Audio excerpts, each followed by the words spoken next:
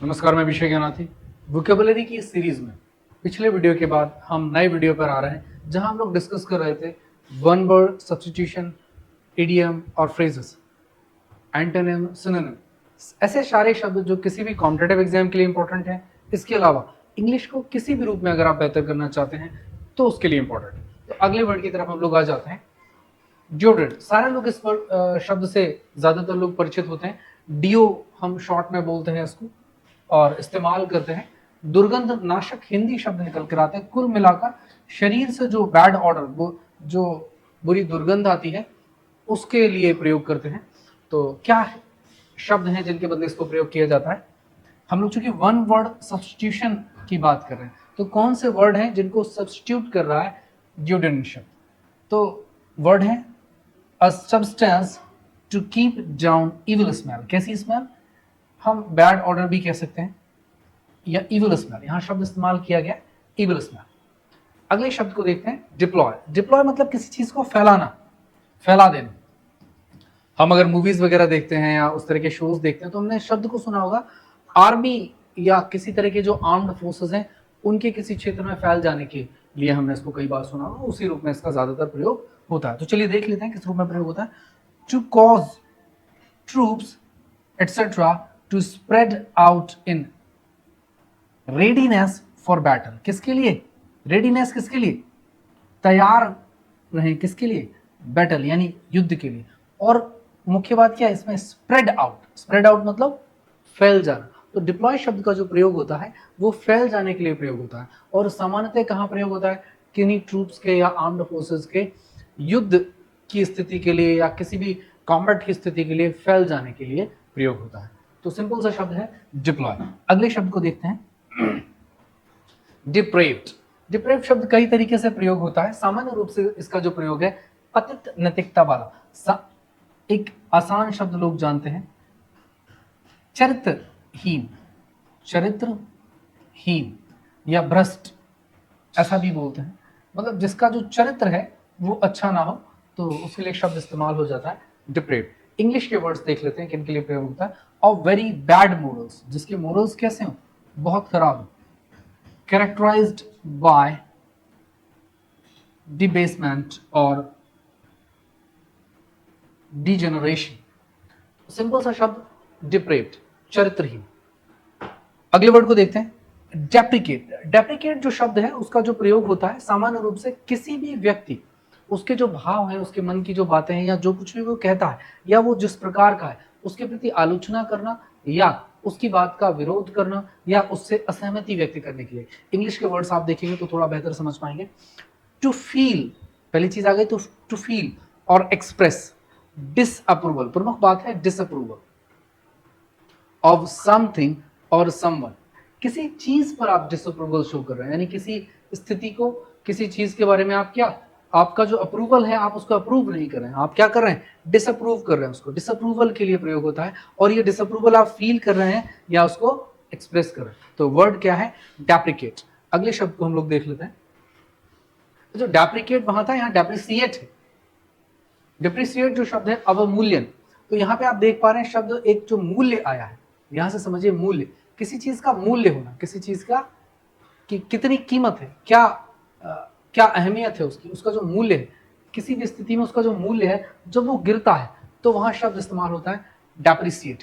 तो to go down in value, मूल्य जो है उसकी जो वैल्यू है वो कैसी? अवमूल्यन मतलब उसकी वैल्यू का गिरना। आई होप आप समझ पा रहे हैं। डेप्रिसिएट मतलब किसी भी चीज की वैल्यू का गिरना, किसी भी मूल्य का गिरना। अगले शब्द को अगर हम देखें effluent, sorry it's effluents, effluents भी इसको बोला जाता है। इस शब्द की अगर हम बात करें तो किसी कल कारखाने, कोई भी फैक्ट्री जो है उससे निकलने वाली तरल गंदगी। कई सारी जो फैक्ट्रियां हैं, अगर आपने नोटिस किया हो, कभी देखा हो, तो फैक्ट्रियों से क्या निकलता है? जो वेस्टेज निकलता है लिक्विड के रूप में, उसके लिए शब्द का प्रयोग होता है effluents. Liquid waste that flows out from factory. तो कैसा वेस्ट? वेस्ट मतलब अपशिष्ट पदार्थ, ऐसा पदार्थ जो प्रयोग का नहीं है। जब भी किसी फैक्ट्री में कुछ कोई प्रोडक्ट बनता है तो सामान्यतः केमिकल युक्त जो वेस्ट निकलता है, जो पानी, जो लिक्विड निकलता है, वही एफ्लुएंस कहलाता है। और सामान्य रूप से प्रकृति के लिए ये बड़ा खराब होता है, प्राकृतिक जो कई सारी समस्याएं आती हैं उसका एक बड़ा कारण बनता है। हालांकि कई जगह रोक भी लगी हुई, लेकिन उसके बावजूद भी सामान्य तरह से कई बार इसको सीधे सीधे नदियों में बहा दिया जाता है। भारत में नदियों के प्रदूषण का जो प्रमुख कारण बना वो यही था। अब तो और भी रीजन है, चलिए हम आगे देखते हैं। इगोइस्ट और इगोटिस्ट, इन शब्दों को हम देखें तो पहले हम लगभग एक जैसे शब्द हैं।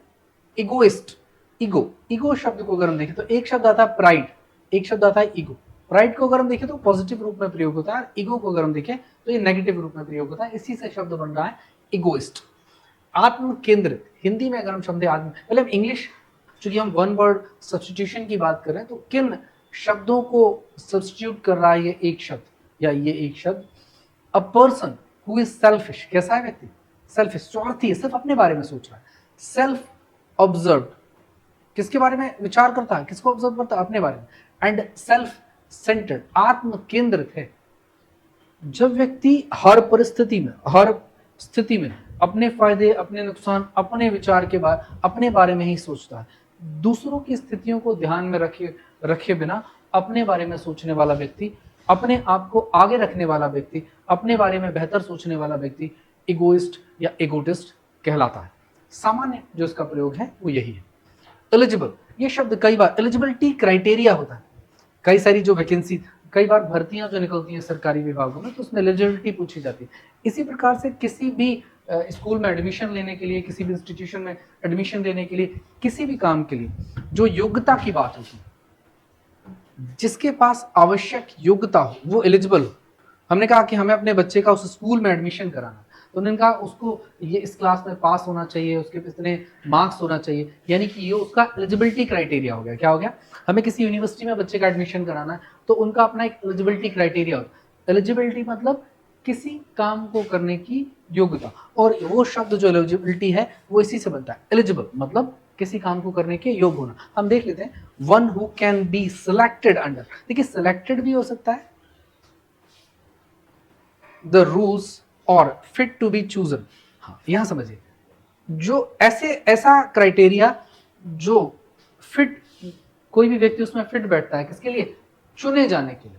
मुझे कहीं एडमिशन लेना है तो उस क्लास के लिए, उस कोर्स के लिए जो भी बॉडी होगी, जो भी लोग होंगे जिन्होंने सोचा होगा कि इस कोर्स में, इस क्लास में इस तरह के बच्चे, इस तरह के कैंडिडेट आ सकते हैं, तो उन्होंने उसके लिए कोई एलिजिबिलिटी क्राइटेरिया सेट किया होगा।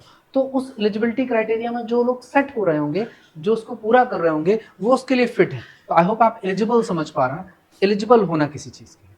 अगले शब्द की तरफ हम लोग आ जाते हैं, एलीट। एलाइट भी कुछ लोग उसको बोलते हैं, सामान्य जो प्रोनाउंसिएशन इसका एलीट आता है। एलीट क्लास भी होता है, लोग बोलते हैं एलीट क्लास, यानी कि किसी भी क्षेत्र के सबसे बेहतर लोग, सबसे बेहतर लोग, एलीट क्लास, सर्वोत्तम, the best part of everything, the best of everyone, यानी कि अब देखो the best part of anything हमने कह दिया, एनीथिंग में चीजें ही आ गई, लेकिन एलीट जो क्लास की हम लोग बात करते हैं, किसी भी क्षेत्र के जो सबसे अच्छे लोग हैं वो एलीट क्लास में कहे जाते हैं। वो सबसे अच्छे लॉयर्स हो सकते हैं, इंजीनियर्स हो सकते हैं, डॉक्टर्स हो सकते हैं, बिजनेसमैन हो सकते हैं, सोशल सर्विस करने वाले लोग हो सकते हैं, कोई भी लोग जो अपने क्षेत्र में सर्वोत्तम, सबसे बेहतर है, वो एलीट क्लास में आ जाते हैं। किसमें आ जाते हैं? एलीट। तो एलीट जो शब्द है सबसे बेहतर, सर्वोत्तम के लिए प्रयोग होता है। अगले शब्द को अगर हम देखें, एलोक्यूशन। एलोक्यूशन जो होता है उसका अर्थ होता है the art of effective speaking. Effective मतलब जो इफेक्ट डाले, प्रभावशाली। देखो यहाँ पे हम हिंदी जो इसकी देख पा रहे हैं, वाक शक्ति, यानी ऐसी शक्ति, बोलने की शक्ति, हम बेहतर बोल पाते हैं, अपनी बात को बेहतर हम कह पाते हैं, वो हमारी क्या है? वो वाक शक्ति। तो एलोकेशन का मतलब इफेक्टिव स्पीकिंग,